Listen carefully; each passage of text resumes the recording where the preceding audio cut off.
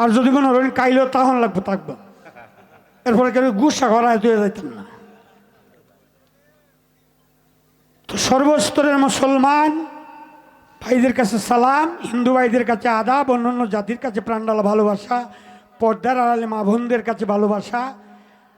আজকে যার আঙ্গিনায় আমরা এসেছি, মোহাম্মদ ডেন্ডু ফকির সাহেব, ওনার পাক কদম মোবারকে আমার ভক্তিপূর্ণ সালাম। এই গান কমিটির সভাপতি, সেক্রেটারি, সকল সদস্যের কাছে আমার সালাম, এবং এখানে নেতাবৃন্দ যারা আছেন, যে যেখান থেকে এসেছেন, সকলের কাছে আমার সালাম রেখে সকলের উপরে আল্লাহ রাসূলের রহমত বর্ষিত হোক। সকলকে আল্লাহ পাক ভালো রাখুক, সুস্থ রাখুক, সুন্দর রাখুক, এই আশা ব্যক্ত করেই আমি গান গাওয়া শুরু করব।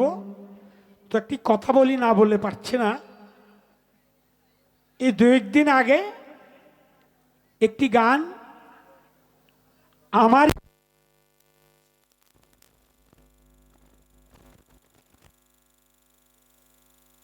যে গাইছে সে আমার নাম টিকেই দিছে, কিন্তু নিচে দিয়া লেখছে সুর এবং কথা জীবন দেওয়ান। তো গানটা হলো কোনটা? একজন প্রেমিক আসিল গো সোনার মদিনা, যার প্রেমেতে মজনু রূপে নিজেই রাব্বান, জীবন দেওয়ান। তোমার জীবনেই, এই গানের শুরু যখন, তো তোমার জীবনেই হয়েছে না।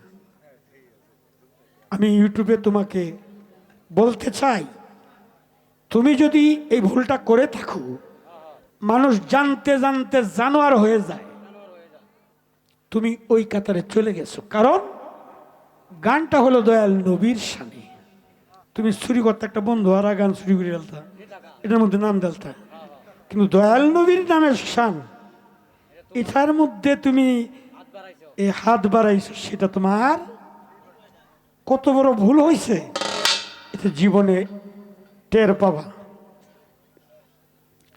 তো এরকম ভুল করিও না। তোমার বয়স কম, তুমি ছোট ভাই, তোমাকে স্নেহের দৃষ্টিতে দেখি। এই ঢাকাতেই এই গানটা